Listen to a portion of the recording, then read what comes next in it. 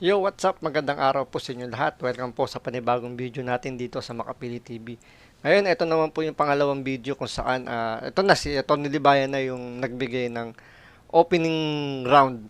So, dito sasabihin niya na kung ano yung mga basihan niya dun sa pagdedebatehan nila ni Fiscal EJ yung sa age of sexual consent. So dito makikita nyo kung saan niya kinuha, kung paano ba, kung baka ano ba yung mga ebidensya niya. Ano na ba yung ipaparinig o ipapakita niya sa mga hurado, sa mga judges, kung saan niya ba hinuhugot yung ah, kanyang argumento dun sa pagdedebatehan nilang kung anong edad ba talaga. So panoorin po natin yung speech ni Attorney Libayan. Ito na yon. Yung una niyang bitaw. Pakinggan ninyo yung una niyang bitaw, ha? Dito pala, masisira na ulo nyo, eh. Makikita nyo na talaga dito. Ba't mo naman nasabi, Banat Bay, na masisira ulo natin dito sa sa unang bitaw ni Attorney Libayan? Ano ba mga pinagsasabi niya rito? Di ba yan? Seryoso ka ba sa buhay? Ba't ganyan ka magsalita? Before I start, gusto ko muna pong batiin syempre yung ating mga adjudicators. Like I said, I am extremely humbled. And also Fiscal EJ, thank you very much for this opportunity. Nangangatog, And no? to the hosts, Attorney Claire as moderator, thank you. Paano di mga ngatog doon pa lang sa intro ni Fiscal EJ, medyo mabigat na yung kalaban niya. Kumbaga parang sa basketball, 6-time MVP, ganyan, 3-time champion, mga ganun-ganun ba? Di ba? Parang 8 division world champion, parang Manny Pacquiao, tapos ang lalaban parang amateur lang. So talagang mangangatog ka talaga. Very much din po. Oh. Now, so I will start. And it's just fitting, I guess, that we start how actually people thought that age of sexual consent is 16 or before it was 12. Ang nangyari ho dyan is there was poisoning of the well. In relation to media and all other sources, they are showing, and please allow me to screen share, they are showing that the age of sexual consent was raised from Hoy, hindi vlog yan! Ang tagal mo na naman, eh. Ralph Joseph, Bihag. Marami. Hinahanap pa niya Banat Bay. Pambira ka na, medyo, kita mo kinakabahan nga, di ba? So dito medyo nangangatal lang siya, na medyo dahil sa kaba, hindi niya alam kung nasan niya na-save yung mga ipipresent niya. May salamat. Congratulations to Fiscal EJ. O, kusang loob to. Talo kay Tulpo. Oo nga, eh. Talo na kay Tulpo, talo pa kay Fiscal EJ. Hindi, ito, yung kanyang unang, tandaan ninyo, ang pinag-aawayan dito, yung sa Tagalog, ganito na lang. Kailan ba isang tao makakasuhan na pag siya ay nakipag-sex sa etong edad na ito? Okay. So, kunwari, sinasabi dyan, 16 sabi sa batas, yan yung sinasabi ni Fiscal EJ. ni Fiscal, di ba?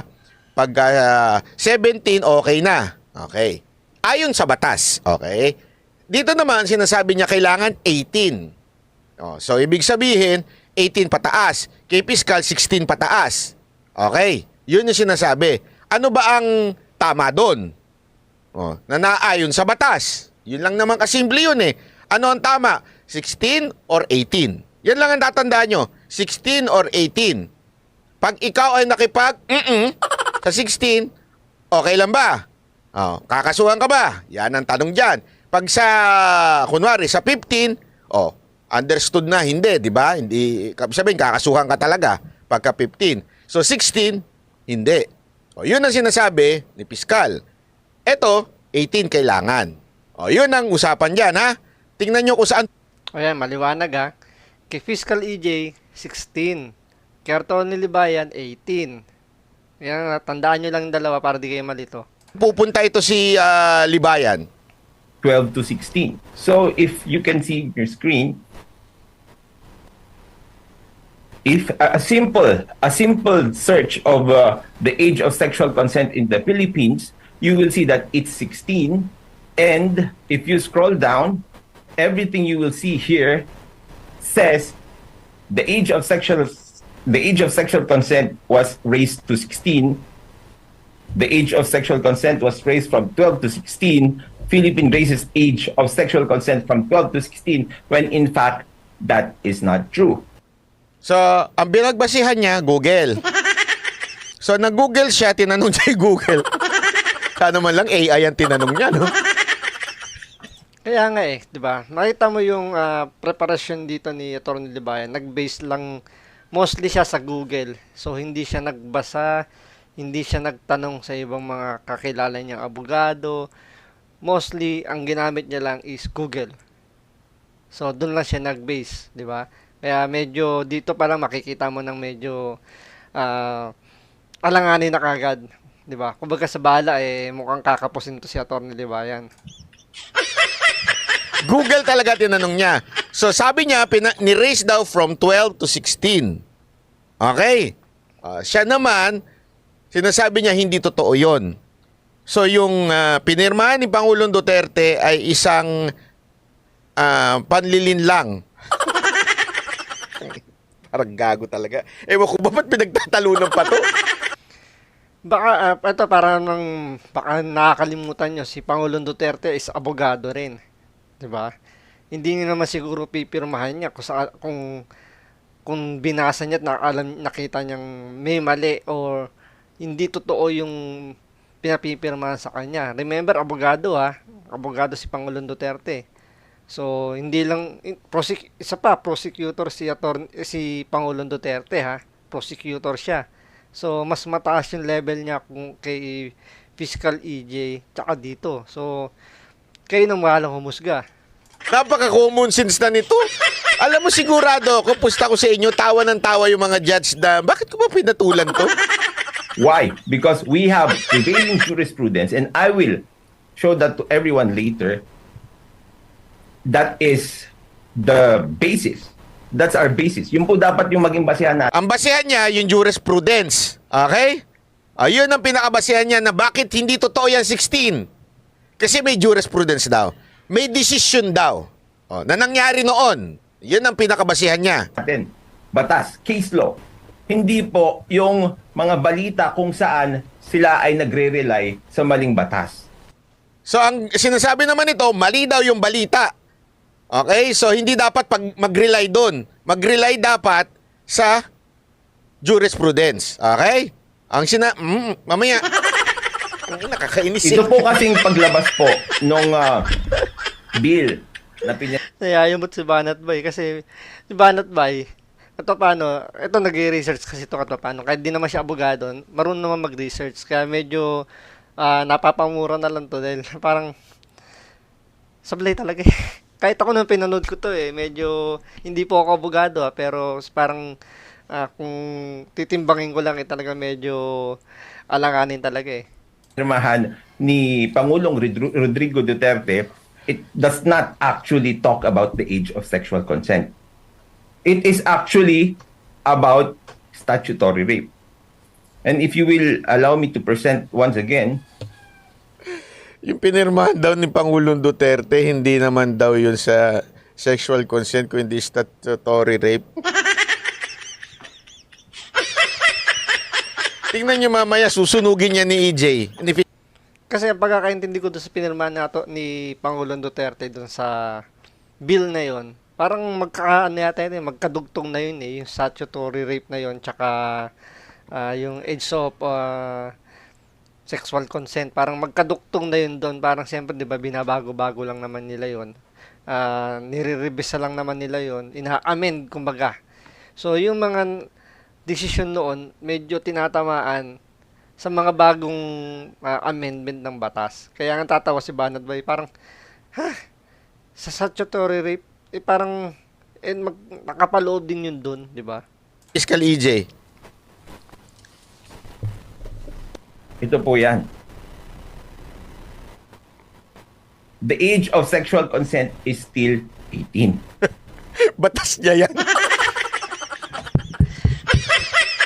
Yung pinesent niya yan, kaya Atty. Libayan niya na hindi yan yung batas na galing sa Supreme Court o yung mga pinipirmahan. Ito, presentation niya, siya lang ang gumawa niyan. So, kaya sabi ni Banat Bay, batas yan ni Atty. Libayan. May sarili siyang batas. Antayin nyo. Alam mo, eto masasabi ko sa sobrang obsession nito ni Libayang kay Tulfo, talagang binabanatan niya, feeling niya senador din siya. Kaya gumagawa siya ng sarili niyang batas. Ganon siya ka-obsess kay Tulfo. Kaya pala parang inggit na inggit to. Kasi gusto niya, gumawa siya ng batas niya, sarili niya. Kaya binibirang niya si Rapi Tulfo. Baka sakaling nga naman na magamit niya itong si Rapi Tulfo kung sakaling may mag-alok sa kanyang tumakbo bilang senador. Diba? Pwede. Yung diskarte niya parang, alam mo yun, gagamitin niyang hagdanan si Senator Rapi Tulfo para ma-achieve niya yung gusto niya mangyari. Okay, why? Ito po, no? Because a minor child still has the same definition. A minor or a child still has the same definition. What is the definition of, or who are minor children? They are people who are below 18 years of age. The confusion came actually even before Republic Act number 11648, which was enacted March 4, 2022. They said it was 12 when in fact it was not. There is a case which I'll be presenting later, the case of Udang. And it is also worthy for us to note, tignan po natin dito, no? This act is an act promoting for stronger protection against rape and sexual exploitation. We take note of the word promoting for stronger protection. How is it, or how will this be a stronger protection when the age of sexual consent here, as they interpret it, was reduced from 18 to 16? And I will explain that to you later. Now, Alam mo, paulit-ulit lang siya I will explain that later. I will explain that. I will show to you later. Ngayon na nga nagsisimula ka na, pamaya mo papapakita. Ganyan kasi yung diskarte ni Atty. Libayan. Kumbaga parang hindi niya muna ilalabas yung alas niya. Mamaya niya ibibitaw yan kapag bumitaw na kagad si Fiscal EJ. Ganyan yung siguro yung taktika niya So dito nakikita ko parang pinasasarap lang niya muna yung opening niya para medyo kabahan din si Fiscal EJ dahil parang pinalabas niya na mamaya meron ako ipakikita sa inyo na ito yung magpapatunay sa argumento ko. 'Di ba? So, yun ang taktika niya. this is the relevant provision there. Section 3, Section 5B, 7, 9, and 10 of the Republic Act. Number 7610, otherwise known as Special Protection. Alam mo, pag ito teacher ko, talagang magano ako, aalis ako sa eskwelahan na yan. Lalayas ako sa eskwelahan na yan. Bakit naman banat ba? Ba't naman lalayasan kung ganyan yung teacher mo? Nagbasa ng pinipresent. Or the child. Sana pinasa mo na lang yan. Sabagay, sana binigyan nila niya sa mga judges, sa mga adjudicator doon na ito po yung argumento ko, basahin niyo lang para di na tayo mapagod. Pinasa mo lang sarili mo May sarili siyang batas. Ini-interpret niya yung sarili niyang batas. Sino ba namang gago na... Eto.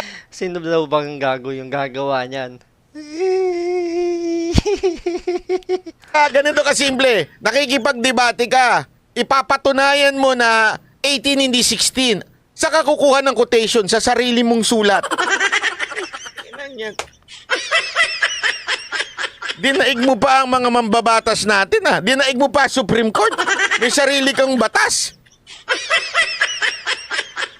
Malupit to. This law, it was amended as follows.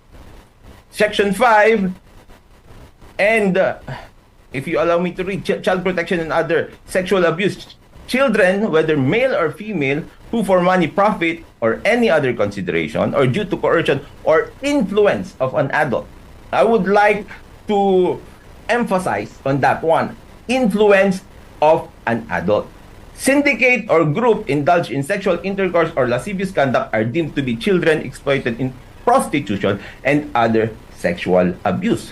So, pag titingnan po natin dito, it is clear na dito, sa batas na ito, actually, they are not talking about consent.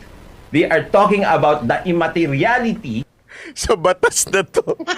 Gago, sulat mo yan Ito, feeling ko lang, mali yung pagkakaintindi ni Atty. Libayan sa pinuntahan niyang forum. Or mali yung pagkakaintindi niya sa debate.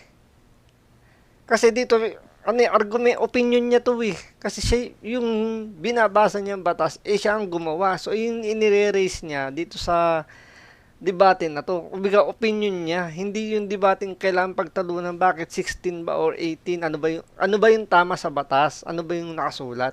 Yun dapat yung pag-uusapan. Hindi yung kung ano yung gusto mong batas. Kasi yun, sabi nga ni Banat, batas mo yun, ba't yan ipinipilit mo? Hindi naman yan dapat ang pagtatalunan ninyo ni Fiscal EJ. Sorry pasensya ka na ha. Hindi sa'yo yung gago, expression ko lang yun. Hindi para sa yun, sorry hindi para sa yun. Para sa akin yun ha. Pero yung binabasa mo, sulat mo. Sinasabi niya yung batas daw na binabasa niya. And this law, anong law? Batas mo yan Pambira ka naman Ano ba yan? Nakakasira naman ng ulo to. Of consent because it raised Seryoso ka ba? Sumulat ka, binasa mo, tapos sasabihin mo ito, according to this law. Senador! Palitan na natin ang pangalan niya, hindi na Atty. Libayan o Vlogger Libayan, Senador Libayan. Kaya gaya na sinabi ko sa inyo, mukhang mali yung pagkakaintindi ni Atty. Libayan dito sa debating to.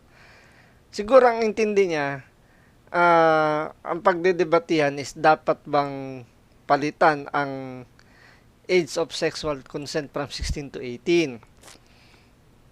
Hindi yung pagdedebatihan nila kung ano yung nakasaad sa batas. Nakuha nyo? Kasi, parang ganito yan Ang usapan, masarap ba yung pagkain na to? Sa kanya, ang sagot niya, masarap yan kung lalagyan pa ng ganito. So, dun iikot yung sagot niya na kung ano yung gusto niya. Na kailangan lagyan ng pang ibang rekado, bawasan ng ganito. Hindi yung tanong na masarap ba yung pagkain. Nakuha nyo? Parang iba yung pagkakaintindi niya dun sa debate. Kaya siguro sa nangyaring paghatol ng mga judges, medyo hindi pa mabuo sa kanya kasi nga, ang binabasa niya, hindi naman batas na talagang batas na galing sa Supreme Court. Yung pinag-uusapang batas, yung batas na ginawa niya, parang gusto niya mangyari. Umikot yung debate doon sa batas na ginawa niya. Kaya siya nadali dito ng mga judges. Kasi nga, out of context yung sinasabi mo. Diba? Ang layo. So, panoorin naman natin sa susunod yung kay Fiscal EJ. Kung saan niya nadali rito si Atty. Libayan. So, maraming salamat po.